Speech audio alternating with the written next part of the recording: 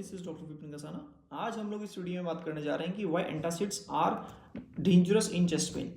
आजकल क्या है ना कि पेशेंट को चेस्ट पेन हुआ नहीं कि वो ये सोच के कि ये तो गैस होगी तो उसमें वो एंटासिड लेना शुरू कर देता है।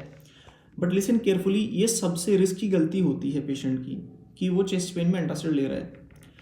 See, chest pain can look mild but inside it could be a heart attack starting and in that moment antacids will not work. Antacids ऐसे मोमेंट पे देना ये केवल इमरजेंसी ट्रीटमेंट को डिले करने वाली बात हो जाएगी। एंटासिड्स हम लोग केवल तब प्रेफर करते हैं जब हम लोग इस बात से बड़ा श्योर हो जाते हैं कि इसका कोई कार्डियक कॉज नहीं है, मतलब हार्ट का कोई रिलेशन नहीं है इस चेस्ट पेन से, तभी हम लोग एंटासिड्स प्रेफर करते हैं।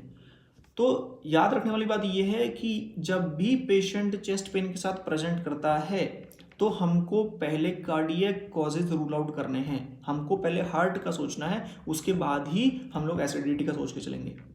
ठीक है, तो देखो गैस का डाउट आना पेशेंट के दिमाग में ठीक है, लेकिन आप हार्ट का रिस्क नहीं ले सकते हो। ठीक है, हम लोग कब एंटासिड्स प्रेफर करते हैं पेशेंट्स में? When the pain is burning in nature, दूसरा वो it is how to say associated with the food और it is relieved by the water. और ध्यान रखने वाली बात यह है कि वो पेन जो है वो it is not radiating to the arms, और दूसरा it is not associated with the sweating और ब्रेथलेसनेस।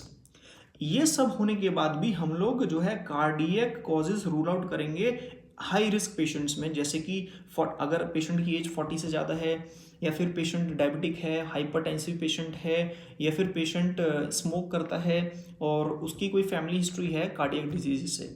तो ऐसे केस में हम लोग कार्डियक कॉज भी रूल आउट करेंगे साथ साथ। ठीक है, और तो मैं अगर एक लाइन में समरी दूँ इस चीज़ की तो वो ये है कि antacids basically are not preferred in chest pain because like cardiac cause should be rule out first.